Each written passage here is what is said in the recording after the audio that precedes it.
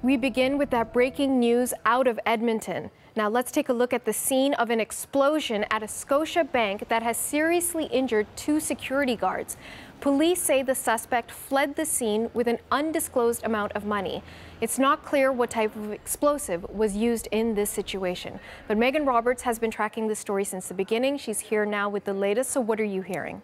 Well, let's walk through some of the events, because there was the explosion, there was the robbery, and then there's also the fact that this suspect is still at large. So police are still looking for the person they believe is responsible for all of this. Let's take a look at the pictures that we have from the scene right now. So you can see a heavy police presence at that Scotiabank. Things are blocked off. The investigation's still very active, and as well as police on scene, you've got the bomb squad and the forensic team. So that Scotiabank is where everything happened around 2 a.m. in the morning in Edmonton, the northeast part of the city. There were 2 Garda World guards, 1 man and 1 woman, who arrived at that Scotiabank to deliver money to an ATM, and while that delivery was going on, there was an explosion. Some sort of explosive device was detonated. There was also a suspect at the scene, and there was a confrontation between that suspect and one of the guards. Now, the suspect was armed, and he managed to make away with some sort of undisclosed money. We don't know how much money, and that suspect is still at large. Let's listen to Edmonton police describe the extent of the injuries that were suffered by the male guard. I believe this is basically speculation at this point, but I don't believe it was an accidental.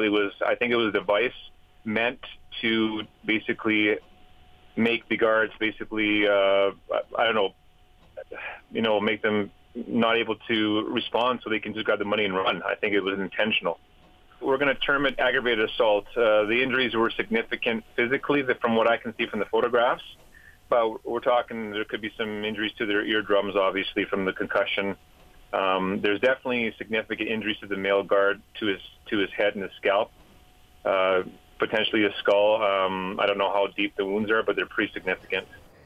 Now, we do know both guards were taken to hospital. There was a man and a woman, as I mentioned. The male guard is in stable but serious condition, and the woman guard is in stable condition. You also heard the officer there talking about the device itself, and that is still a big question mark, because police are on scene trying to figure out where the device was placed, how it was detonated, whether it was remote or on scene. And somebody who lived across the street from that Scotiabank describes just how loud that explosion was. Take a listen.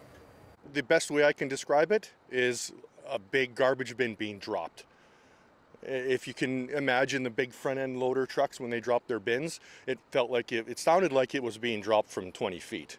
It was very loud. I have a lot of acquaintances that work at that Scotia branch bank, and I thought, okay, it's the bank for sure, and it would have to be, because it's been targeted before in the past, not very often, maybe a couple years ago, but not like this. But for something like this to go off in your own backyard is a little unnerving. You know, Megan, that clip is so fascinating because it's our first account of what the explosion sounded like from someone who heard it firsthand.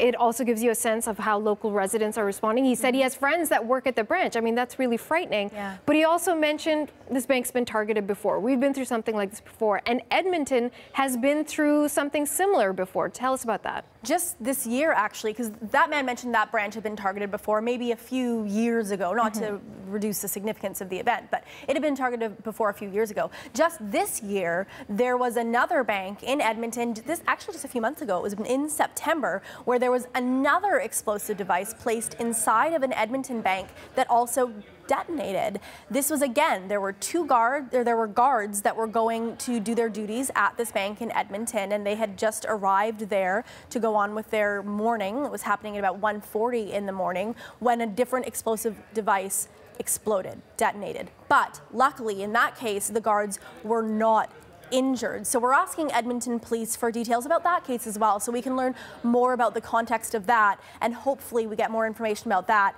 and learn more about today's incident as well, specifically who the guards are, maybe get an update about their status, other than they're both one in stable, one in serious but stable condition. And of course, we're looking for any information about the suspect, Natasha, because we know that the suspect is still at large, but we don't know who this person is, what they look like, how the investigation is going, how the search is going. So certainly there's still a lot of questions in the story that have to be answered. Okay, thank you, Megan. You're welcome.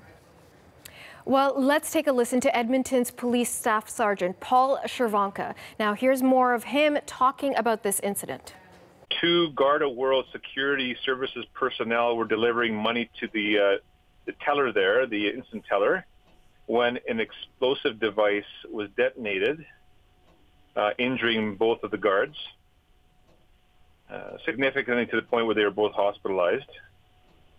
A male suspect was basically there. There was a confrontation with one of the guards. There was a firearm in possession of the suspect, and he fled with money in hand. The intent was to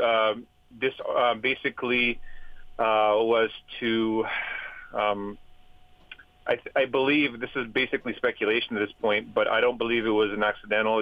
I think it was a device meant to basically make the guards make them not able to respond so they can just grab the money and run. I think it was intentional. We're going to term it aggravated assault. The injuries were significant physically, from what I can see from the photographs. But we're talking there could be some injuries to their eardrums, obviously, from the concussion. There's definitely significant injuries to the male guard, to his head and his scalp, potentially his skull. I don't know how deep the wounds are, but they're pretty significant.